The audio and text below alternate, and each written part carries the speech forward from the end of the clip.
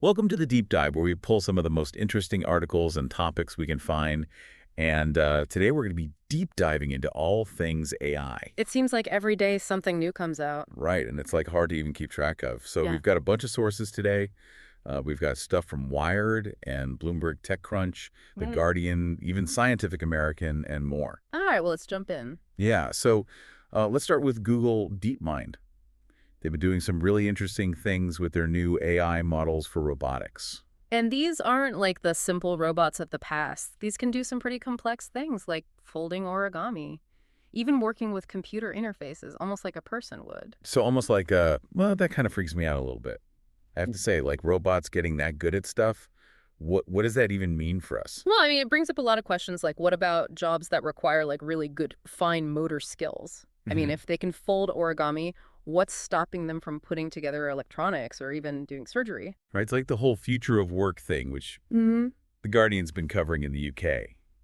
The government seems to have a kind of weird stance on AI. Yeah, on the one hand, you've got the technology secretary actually using ChatGPT to get advice. But then on the other hand, they're talking about maybe replacing some government workers with AI. Well, the prime minister says it could save money and make things more efficient, but obviously people are worried about losing their jobs. Yeah, it's a tough spot to be in, trying to support AI. But also, you have to think about the people who might be out of work because of it. So what's the feeling overall from the UK government? Is it more like a threat or an opportunity? It's kind of both, to be honest, and you see that all over the world right now. Everyone sees what AI can do, but they're also a little scared, especially when it comes to jobs and the economy. And it's not just governments who are worried. OpenAI and Anthropic, they're big names in the US AI scene, and they're basically telling the government they need to step up their game. Especially because of how fast China's been developing AI. Right? They're especially concerned about this company called DeepSeek. Mm. They've created this really efficient, surprisingly affordable AI model. And it's already everywhere in China. You see it in phones, cars, healthcare systems all over the place. So how is DeepSeek different from what we're seeing in the US? Is it like a completely different type of technology? Or is it more about how they're using it and how widespread it is? Well, one thing that stands out is that DeepSeek focused on making a model that's really flexible so it could be used for tons of different things, even if you don't have a lot of computing power. So they're able to get into markets that maybe AI couldn't reach before. Exactly. It gives them a pretty big advantage. And now OpenAI and Anthropic are saying that China could actually win this whole AI race if the US doesn't relax some of the rules, especially about accessing data. They're saying that letting AI companies scrape data from the internet, even stuff that's copyrighted, is really important for making these super advanced AI models. But I mean, that just sounds like a recipe for trouble. Like, what about artists and writers whose work is being used without their permission? Yeah, there's been a lot of pushback. Petapixel, for example, they talked about how Google's new AI model SpeciesNet can identify animals in photos. And it was trained using a massive amount of images, some of which were probably copyrighted, which a lot of wildlife photographers are not happy about. So even something like nature photography is getting caught up in this whole AI and data ownership debate. It seems like a pretty slippery slope. Like, what could happen if we just let companies take data from anywhere? Could it hurt creativity or even lead to lawsuits? Well, it's kind of a Pandora's box, right? On the one hand, we could see some amazing breakthroughs that could really help society, but on the other, you have copyright issues, privacy violations, and the possibility that AI could be used for bad things. Yeah, it seems like you really have to weigh the good and the bad when you're dealing with something this powerful. It's not just about data, though. The money's flowing like crazy in the AI world. SoftBank just poured $676 million into an old shark factory in Japan just for their AI work. Yeah, and OpenOcean, a venture capital firm, is starting a €100 million fund just for AI and private equity roll-up startups. It feels like everyone wants in on this. Even UiPath, they're known for their robotic process automation software, and they're getting into AI agents too. They just bought this startup Peak that does all that.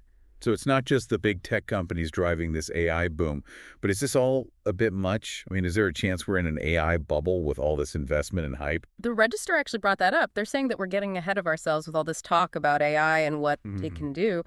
They pointed to AI agents, which are basically like AI assistants that are supposed to automate all these tasks, but they haven't really worked that well in a lot of places. Why is that? I mean, they sound pretty cool on paper. Are we just expecting too much too quickly? It's probably a few things working together. I mean, to make these AI agents really good, you need tons of data, really complex algorithms, and a deep understanding of what you want them to do. And even then, it's tough to get them to fit into how we already do things. But AI is definitely showing promise in some areas. ZDNet reported that they're using it in emergency rooms to help get patients treated faster. They did a study that showed this AI triage program helped nurses make decisions quicker, and they were more accurate too. That's a perfect example of how AI can help people do their jobs better, not replace them completely. The AI is like a tool to help them make decisions. It gives them information in real time so they can figure out who needs help first. So it's all about finding the right mix between human skills and what AI can do.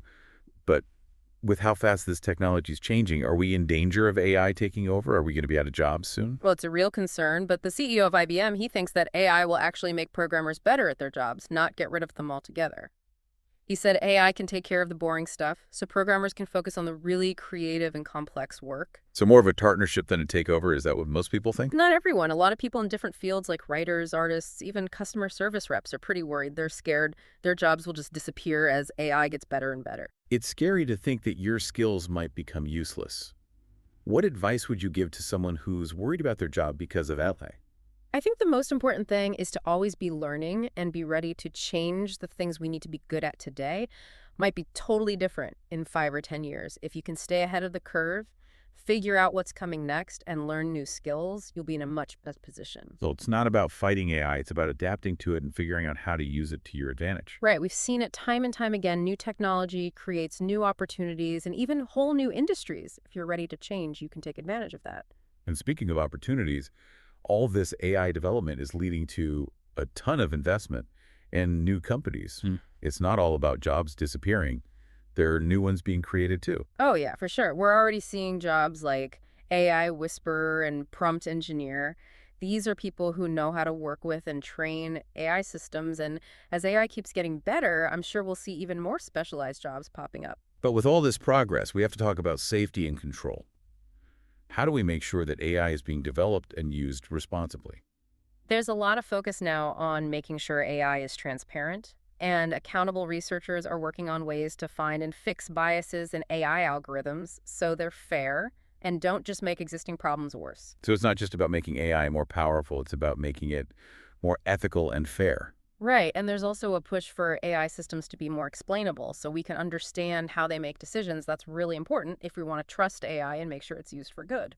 But even with all that, there's still risks. I mean, we've seen how creepy deepfakes can be, those AI-generated videos that make it look like people are saying and doing things they never did. That's definitely a big worry. Bloomberg reported that China is already making people label synthetic content online to try to stop the spread of fake news, and the EU and US are thinking about doing something similar. It's a hard line to walk trying to control AI without stopping innovation.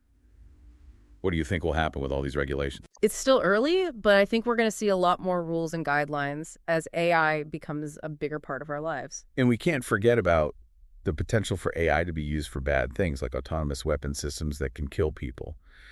Are there any efforts to stop those kinds of scary scenarios? There are a lot of conversations happening right now about the ethics of AI, especially when it comes to the military groups like the Future of Life Institute are trying to ban lethal autonomous weapon systems. They say humans should always be the ones making decisions about life and death. It really feels like we're in uncharted territory. AI has so much potential, but there are also so many risks. How do we move forward without getting caught up in the hype or the fear? I think the most important thing is to be realistic about AI. We need to understand both what it can do and what it can't do. Yeah. We need to stay informed, talk about these issues, and be proactive in shaping the future of AI to make sure it aligns with our values and helps humanity as a whole. So we've talked about robots and jobs and ethics and even weapons, but there's one big area we haven't really gotten into yet. What about AI and education? Well, that's a whole other can of worms. AI has the potential to completely change how we learn and teach. I mean, we're already seeing AI tutoring systems that can give you personalized lessons and feedback that can adjust to how each student learns best. That's pretty amazing. Yeah. It's definitely a step up from the old way of doing things where everyone had to learn the same way. But are people worried that AI is going to replace teachers altogether? Well, on an episode of the Eye on AI podcast, Dylan Arena, he's the Chief Data Science and AI Officer at McGraw-Hill, and he said that AI should be a tool for teachers, not a replacement. He thinks AI can help with things like grading, and giving teachers real-time information about how their students are doing so they can create more individualized learning experiences. So it's about working together. AI can take care of the busy work, so teachers have more time to focus on things like creativity and critical thinking and actually connecting with their students. Exactly. Those human elements are so important in education, and AI can actually help create more space for them. It's crazy to think about how much AI is affecting every part of our lives, from healthcare and finance to education and even art. Scientific American even had an article about this robotics researcher who actually brought Cosmo to life. You know, that little robot companion from the Netflix movie, The Electric State. It just shows how far we've come with robotics and AI. What used to be science fiction is becoming reality right in front of us. It's exciting, but also a little scary to think about what the future holds. We're at a point where the choices we make now are going to have a huge impact on how AI develops for a long time. That's why it's so important to talk about these issues and think about the ethical side of AI. We need to make sure it's being developed in a way that benefits everyone and reflects our values. We need to move past all the hype and the fear and really try to understand what AI can and can't do. That means everyone needs to be involved: researchers, policymakers, industry leaders, and everyday people. The future of AI isn't set in stone. It's up to us to shape it in a responsible way and make sure it's a force for good in the world. Well, that's about all the time we have for today. Thanks for joining us on this deep dive into the world of AI. It's a field that's changing constantly, and we hope this has given you some food for thought as we continue to explore this fascinating and complex frontier.